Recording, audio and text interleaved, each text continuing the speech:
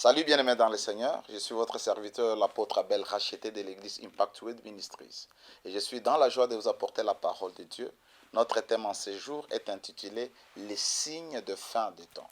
Le Seigneur Jésus-Christ, lorsque les disciples s'étaient approchés de lui avait posé la question de savoir quels seraient les signes qui précéderaient ou qui annonceraient son avènement ou son retour.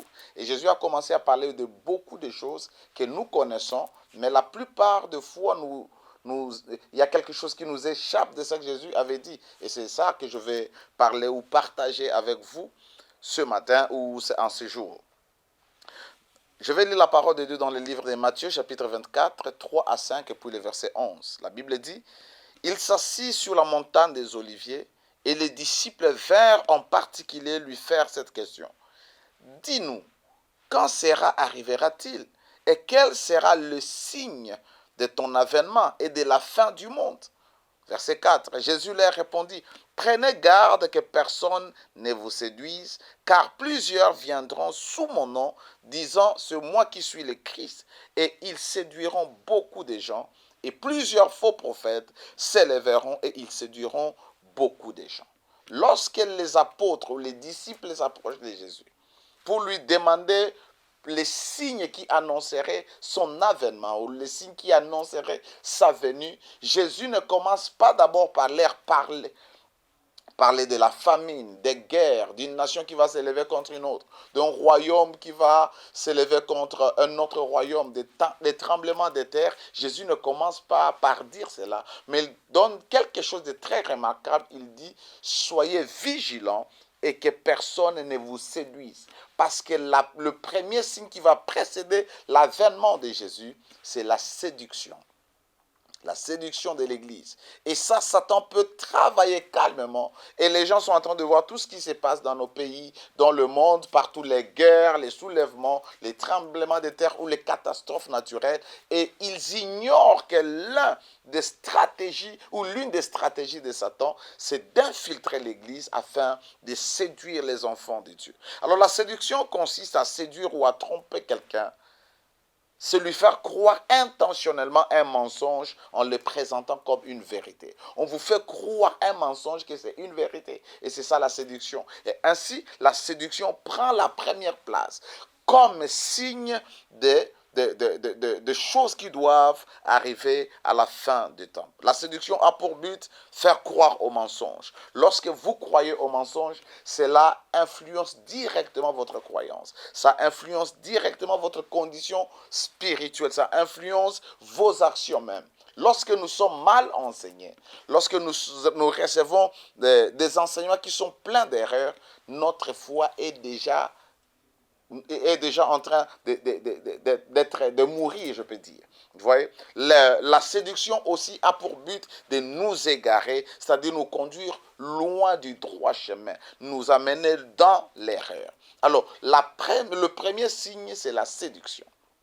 Vous devez comprendre ça. Le premier signe, c'est la séduction. Et cette séduction, comment est-ce qu'elle va se faire? C'est là que Timothée est en train de dire dans 1 Timothée chapitre 4, verset 1 à 3 plutôt, la Bible dit, « Mais l'Esprit dit expressement que dans les temps derniers, quelques-uns abandonneront la foi pour s'attacher à des esprits séducteurs et à des doctrines des démons, par l'hypocrisie de faux docteurs, portant la marque de la flétrissure dans leur propre conscience, prescrivant de ne pas se marier, de s'abstenir d'aliments que Dieu a créés, pour qu'ils soient pris avec action de grâce par ceux qui sont fidèles et qui ont connu la vérité. » Le deuxième signe, nous le trouvons ici dans ce passage de 1 Timothée 4.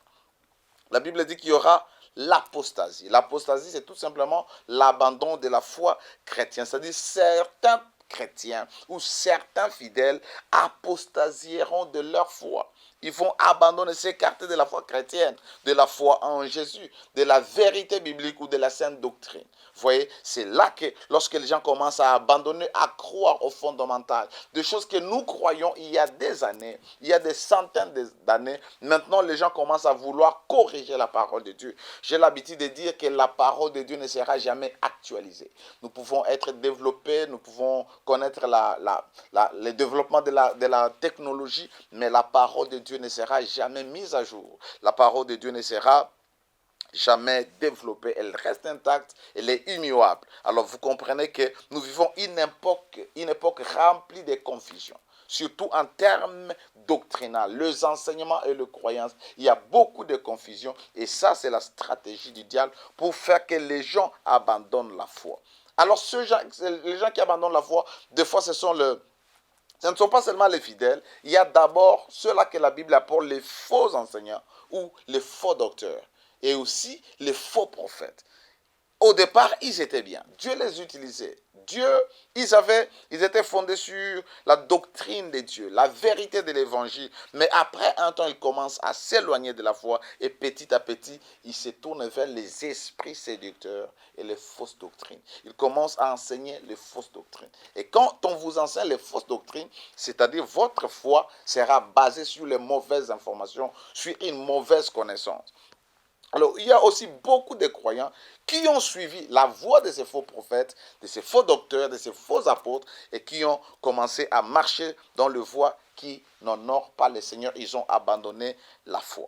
Troisième signe, toujours dans la fin des temps, non seulement il y aura la séduction, non seulement il y aura l'apostasie où les gens vont abandonner leurs croyances fondamentales, les croyances fondamentales du christianisme. Vous voyez? Et les gens vont s'attacher maintenant à ce qu'on appelle les fausses doctrines.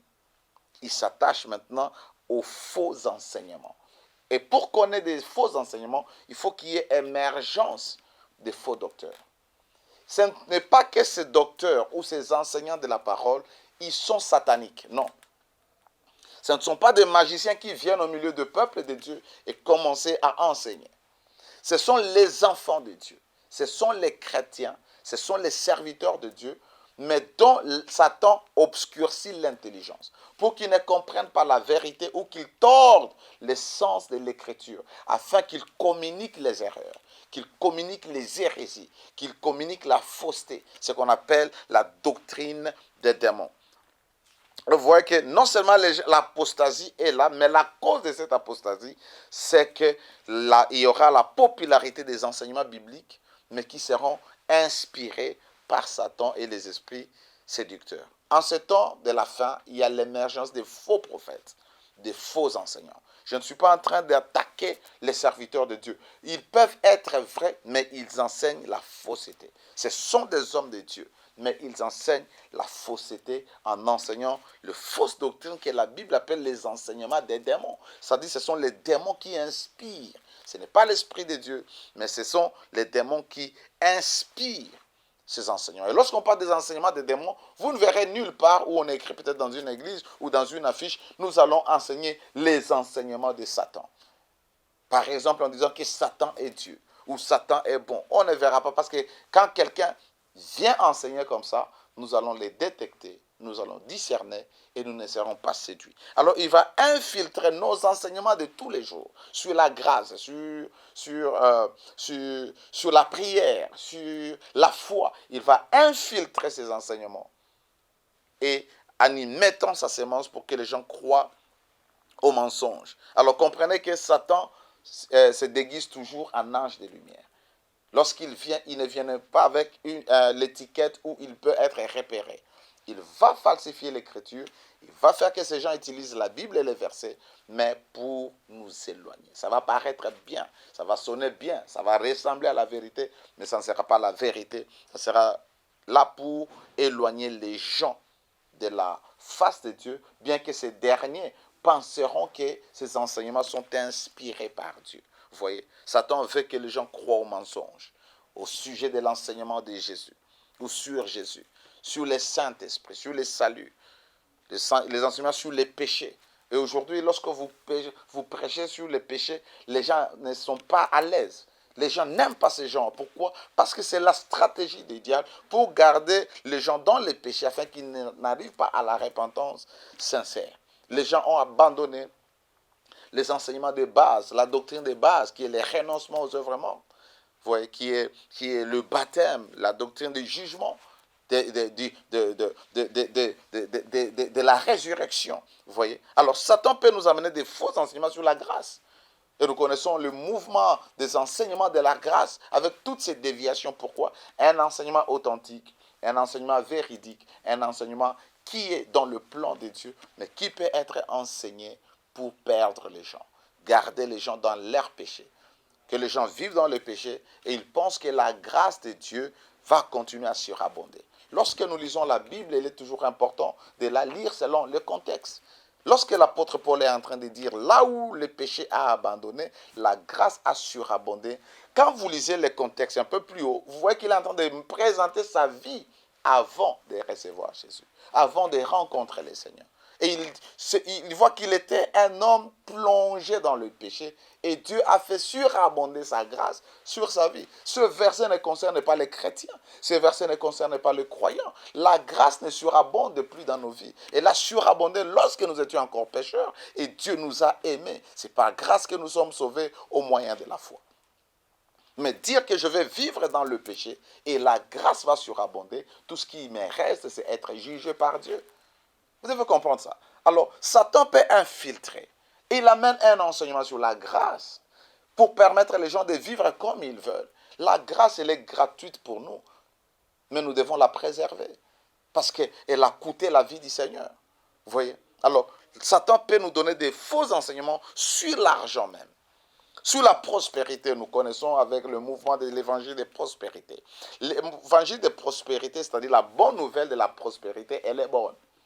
Tout le monde doit prospérer et Dieu veut que nous puissions prospérer. D'ailleurs, Jean a écrit à Gaius, son ami, je souhaite que tu prospères à tous égards, que tu sois en bonne santé comme prospère l'état de ton âme. Aussi longtemps que ton âme prospère, ton âme a reçu la vie de Dieu. Dieu veut que tu puisses aussi prospérer dans tout ce que tu fais à tous égards. C'est ça le plan de Dieu. Mais quand est-ce qu'il vient maintenant la sémence du diable ou la doctrine des démons dans l'évangile de la prospérité? C'est lorsqu'on veut trafiquer des dieux. C'est-à-dire, si j'ai besoin d'enfants, je dois amener une offrande chez le prophète ou chez le pasteur ou chez l'intercesseur pour que la personne prie pour moi et que Dieu me donne l'enfant en échange de l'argent. L'évangile de prospérité, c'est tout ce que vous mettez pour que les gens amènent l'argent et que Dieu agisse. Vous pouvez dire que vous allez s'aimer. Celui qui sème 1 million de francs, il va récolter 100 millions de francs. Et les gens sont séduits. Ça paraît facile. Et les gens amènent l'argent. Vous voyez que c'est ça ce qu'on appelle l'évangile de prospérité. La volonté de Dieu est que nous puissions prospérer, mais nous ne trafiquons pas de Dieu. Nous ne faisons pas des choses pour que Dieu nous bénisse, pour que Dieu nous élève. Nous pouvons payer le prix de la prière, de chercher que Dieu change nos vies, mais pas comme si nous étions en train de corrompre Dieu. Vous voyez? Je me rappelle, un jour je suivais une émission, quelqu'un disait, amenez vos semences qui portent, par exemple, le nombre 7. $7, $70, $700, $7000. Et Dieu va vous ouvrir un miracle x7. Vous voyez, tout ça, c'est de la séduction. Pourquoi on veut avoir l'argent? Chaque fois qu'on organise un séminaire, on fait toujours des appels de fonds. On donne les enveloppes. On dit aux gens qui peut donner l'argent, qui peut donner 1 million, qui peut donner ça. C'est ce qu'on appelle l'évangile de prospérité. Même si ce n'était pas un séminaire pour lever les fonds, pour mobiliser les fonds, juste un séminaire qui doit amener les gens à la repentance. On veut que les gens donnent l'argent pour que Dieu pardonne leurs péchés. Et les gens qui ne lisent pas la Bible, ils sont toujours pris dans le piège de ces faux prophètes, de ces faux enseignants. Il y a beaucoup d'enseignements sur la spiritualité, surtout en ces derniers temps. Il faut faire très attention. On nous enseigne, ou les gens enseignent tout ce qu'ils veulent, à atteindre un certain niveau de spiritualité, atteindre l'état, je ne sais pas, christique. L'état christique, c'est ce qui est enseigné par plusieurs enseignants ou plusieurs serviteurs, n'est pas l'état de Jésus, n'est pas l'état, la stature parfaite de Christ. La stature parfaite de Christ vient lorsque la parole de Dieu agit en nous, nous change et nous donne de croître, nous donne de grandir. C'est-à-dire, l'esprit grandit et la chair, les œuvres de la chair diminuent. C'est ça même la raison de Dieu a donné les apôtres, les prophètes, les évangélistes, les docteurs et les pasteurs, ou les pasteurs et les docteurs, pour le perfectionnement des saints en vue de l'œuvre du ministère. Il les perfectionne pour qu'ils fassent ministère, pour qu'ils rendent ministère auprès du peuple de Dieu, pour qu'ils arrivent à l'unité de la foi, pour qu'ils arrivent à la stature parfaite de Christ. Et il précise bien, la stature parfaite de Christ, c'est ce qu'on appelle l'état d'un homme fait. Et cet homme fait, comment est-ce qu'on saura qu'il a atteint la maturité? C'est lorsqu'il n'est plus ballotté par n'importe quel vent de doctrine. Ça n'a rien à voir avec voir en esprit, avoir des expériences surnaturelles. Vous pouvez avoir ces expériences surnaturelles, mais vous êtes inspiré par les démons. Les gens de ce monde, ils les font, ils ont des expériences.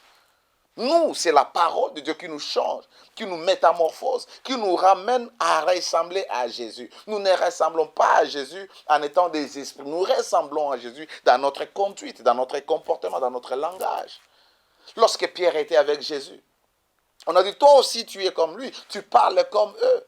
Pourquoi? Le fait qu'il soit à côté de Jésus, il était influencé par la qualité des enseignements. Mais si on est borné, on n'est pas éliminé par la parole de Dieu, on va gober tout ce qu'on nous donne. Vous n'avez pas besoin de n'importe quelle spiritualité. L'Esprit de Dieu est en vous. Il vous parle, il vous révèle les choses cachées, il vous conduit dans la vérité, il vous conduit dans les chemins de la justice. Attention aux enseignements qui peuvent ruiner votre foi. Satan amène les enseignements sous les mariages, interdire les mariages, promouvoir le célibat. Parce que lorsque vous lisez 1 Timothée, il est en train de dire qu'ils vont dire aux gens de ne pas se marier, de ne pas manger certaines nourritures. Vous voyez? Ne pas se marier, ici, ce n'est pas tout simplement faire le vœu de ne pas se marier. Non, ne pas se marier, c'est aussi le mariage des gens de même sexe. C'est ça, ce n'est pas le mariage. Et le diable va infiltrer ça même dans l'église. On va célébrer. Ça, c'est de l'abomination. Et quand dans une nation, on commence à accepter ça, la colère de Dieu vient et le peuple va en payer le prix. Bien-aimés dans le Seigneur, nous devons être sages et comprendre quelle est la volonté de Dieu. On peut nous enseigner de nous abstenir de certains aliments. Ne mangez pas la viande, ne mangez pas ceci, pour booster votre spiritualité. L'Esprit de Dieu, c'est celui qui nous rend spirituels lorsqu'il applique la parole de Dieu en nous. Lorsque nous grandissons dans la connaissance. Lorsqu'on est en train de parler de l'homme spirituel dans la Bible, on ne parle pas des expériences, des visions, de l'excellence, des visions, des révélations qu'il a. On parle d'une personne qui ne marche plus selon les désirs de la chair, les passions de la chair. Parce que les passions de la chair sont contraires aux passions de l'esprit. L'homme spirituel, c'est celui qui manifeste le caractère de Jésus, les valeurs du royaume, le fruit de l'esprit. C'est ça l'homme spirituel. Vous voyez, mais si vous êtes assoiffé de connaître les choses mystérieuses, vous pouvez vous perdre. Et dans votre foi, sûrement que vous allez vous perdre. On peut nous enseigner qu'il ne faut pas manger il faut manger des légumes. Les légumes, c'est bon pour notre santé, pour équilibrer notre métabolisme. Mais quand on vous dit ne mangez plus la viande, ne mangez plus ceci, parce que vous devez accroître votre énergie pour que vous ayez accès à des domaines de l'esprit, c'est qu'est-ce que nous voulons atteindre? Est-ce que nous lisons la Bible? Lorsque nous lisons la Bible, nous regardons la vie des apôtres, la vie des premiers disciples, et jusqu'à leur mort, quelle expérience ils avaient, quelle formule ils faisaient pour vivre. Et pourtant, l'Église ancienne était puissante. Pourquoi l'Église n'est pas puissante? Parce que nous avons quitté l'essentiel. Un, nous ne faisons pas les disciples. Deux, nous prêchons ce que l'Église primitive n'a pas prêché. Ils ont prêché Christ ressuscité, qui est apparu à Céphas, aux 12, à plusieurs personnes, à plus de 500 personnes. Et nous voyons chaque fois que l'apôtre Paul, même dans ses derniers voyages, il ne cessait pas de faire mention du Christ ressuscité. Il est très important que nous soyons sur nos gardes pour ne pas être séduits avec les enseignements que les démons inspirent, mais dont les gens qui se tiennent sur la chair sont en train de donner. Je vais dire une fois ici que le lieu le plus convoité de Satan dans une assemblée, dans une église, ce n'est pas la chorale. Oh, Satan attaque beaucoup plus la chorale. Satan n'a rien à foutre avec la chorale. Satan, ce qu'il cherche, c'est inspirer, posséder, influencer ceux-là qui se tiennent sur la chair, comme je le suis ici, pour vous communiquer les faussetés, pour tordre le sens de l'écriture, pour enseigner les hérésies et les erreurs. Ainsi, votre foi sera ruinée. Votre foi sera bâtie sur l'erreur. Vous allez croire au mensonge. Par exemple, quand on vous dit payez la dîme, vous serez béni, c'est faux. Dans l'ancienne alliance, on payait la dîme pour être béni, pour que Dieu ouvre les écluses des cieux. Dans la nouvelle alliance, nous ne payons pas la dîme. Nous donnons au-delà la dîme sur la base. Nous donnons au-delà selon l'abondance que Dieu nous donne. Lisez les livres des Corinthiens. Est-ce que Jésus a dit de ne pas payer la dîme? Jésus n'a jamais dit qu'il ne faut pas payer la dîme ou donner la dîme. Jésus a enseigné sur les principes pour donner la dîme. L'attitude avec laquelle il dit vous donnez la dîme de ça, mais vous oubliez la miséricorde, vous oubliez ce qui est essentiel. Payer la dîme, ce n'est pas mauvais, mais tant que vous n'ajoutez pas ça, c'est rien. C'est ça que Jésus voulait dire. Mais quel enseignement on nous donne? Vous voyez, l'Église ou l'évangile de Dieu, je voulais dire, est déjà dénaturé. Il est déjà tordu. Il est déjà corrompu. Et les serviteurs compromis, ils n'ont personne pour s'opposer à eux. C'est pourquoi nous devons nous lever et parler de ces choses. Nous devons nous lever et nous opposer, dire qu'il y a la séduction, il y a l'esprit des pitons, il y a les faux enseignements. Tout ce qui brille n'est pas de l'or. La parole de Dieu, elle est simple. Et Dieu nous a déjà donné l'Esprit de Dieu pour nous enseigner toutes choses. Vous n'avez pas besoin d'une connaissance extraordinaire. Oh, Dieu ne complique pas ses enfants. Dieu parle dans un langage où même son petit enfant va comprendre. Dans l'assemblée de Jésus, dans les réunions de Jésus, il y avait même des enfants qui pouvaient comprendre parce qu'il parlait des choses naturelles. Mais aujourd'hui, nous voulons montrer l'excellence de la connaissance, expliquer les choses qui n'ont aucun sens biblique, qui n'ont aucun principe divin pour séduire les gens. Dieu veut que nous puissions nous-mêmes être assis et fondés dans la parole de Dieu. Et nous méfier de toute forme de séduction. Ne gobez pas tous ces confoutis. Ayez le temps de lire la Bible pour vous-même. Personne ne la lira pour vous. Personne ne vous aidera à comprendre. Priez. David pouvait dire, éclaire, ouvre mes yeux pour que je voie les merveilles de ta parole.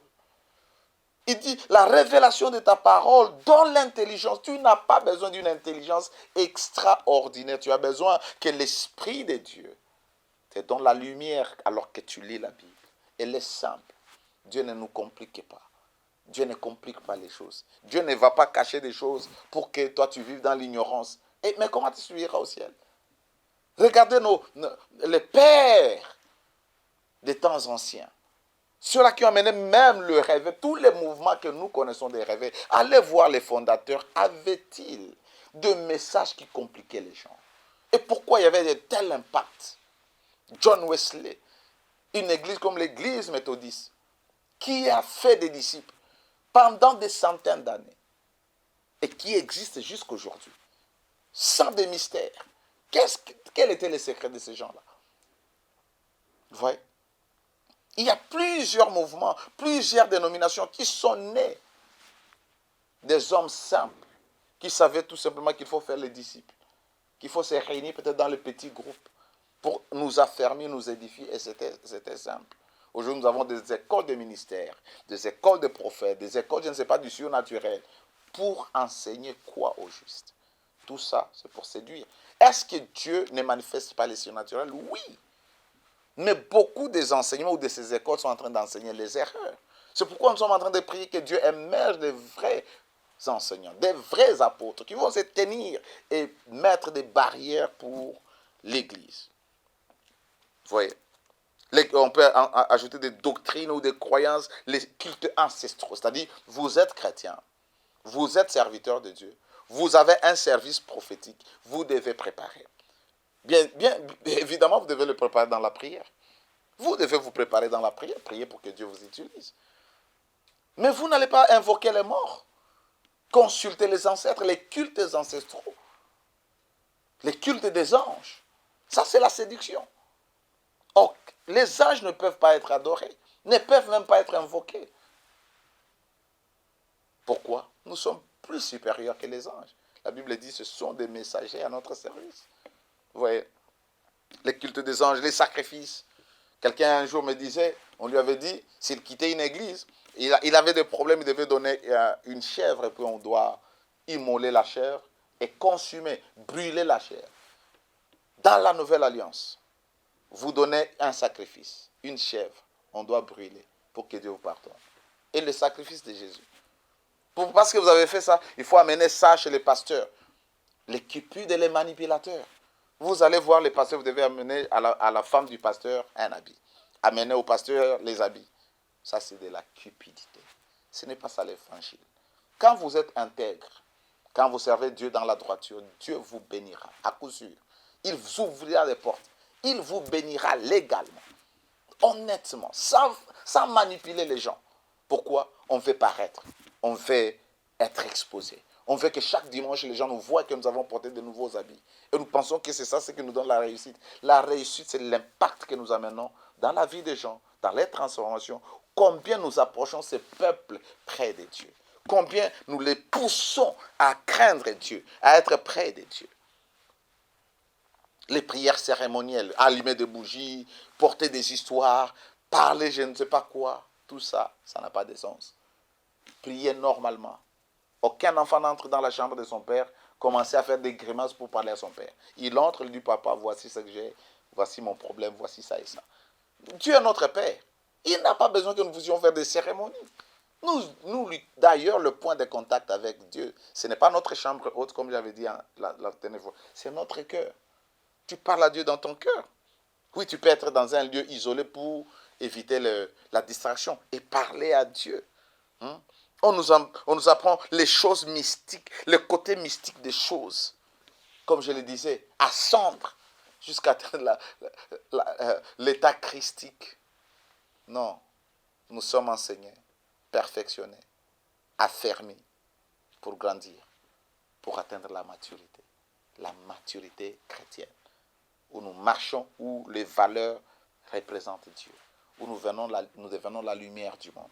La parole nous change et nous devenons les agents du changement. 2 Timothée 4, 3, 4 dit ceci, « Car il viendra un temps où les hommes ne supporteront pas la sainte doctrine, mais ayant la démangeaison d'entendre des choses agréables, ils se donneront une foule de docteurs selon leurs propres désirs, détourneront l'oreille de la vérité et se tourneront vers les fables. » C'est ça la génération que nous avons à l'église lorsqu'on prêche la repentance, lorsqu'on prêche aux gens d'abandonner les mauvaises voies, de marcher avec Dieu, de marcher sur la... On dit que non, ce pasteur, il est en train de juger, cette servante de Dieu est en train de juger les enfants de Dieu.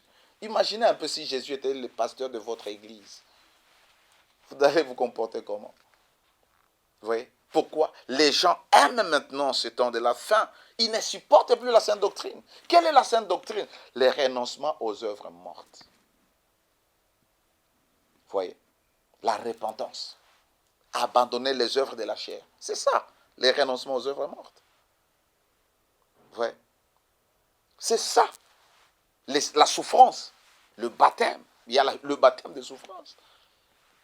Les jugements derniers. Les gens ne veulent pas qu'on leur dise qu'il y a un jour où chacun de nous se tiendra devant le trône de Dieu pour rendre compte de sa vie. Pourquoi? On ne veut pas entendre ça, ça ne sonne pas bien. Il faut nous dire que nous serons bénis, que nous allons posséder la terre, que nous devons voyager. Et les gens aiment pourquoi? Ils aiment. Ils ont la démangeaison d'écouter les bonnes choses, les mauvaises prophéties, des prophéties qui ne tiennent même pas, des prophéties bien fabriquées, bien cuisinées. Vous voyez? Pourquoi? Les gens s'établissent, choisissent. Moi, je vais être dans telle église parce que là, on nous parle de bonnes choses. Je ne veux pas être dans l'autre église là parce qu'on parle du péché, on empêche les gens de marcher dans l'immoralité. C'est ça, la sainte doctrine. Et les gens vont chercher ceux-là qui vont leur dire, caresser leurs oreilles. Ils vont se détourner de la vérité. Quand vous prêchez la vérité, vous êtes moins populaire. Essayez de mettre des versets clés qui amène les gens vers Dieu, même sur votre page Facebook. Voyez combien de gens vont aimer. Mais essayez de dire, je vois que Dieu vous élève, il y a un miracle, et tous vos ennemis vont tomber. Vous allez voir combien vous aurez des milliers de vues, ou des likes, ou des j'aime. Et nous, par orgueil, nous pensons que ce sont nos réseaux sociaux qui nous donnent l'approbation des hommes.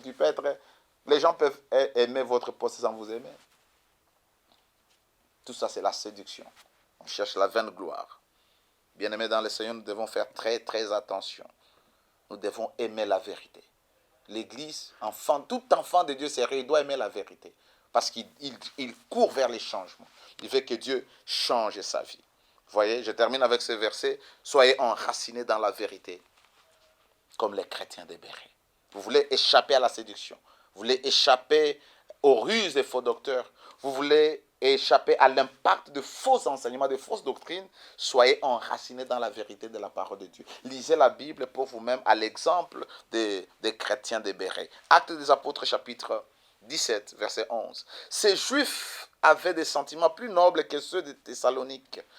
Ils reçurent la parole avec beaucoup d'empressement et ils examinaient chaque jour les Écritures pour voir si ce qu'on leur disait était exact. Ça, c'est ce qui manque dans nos églises.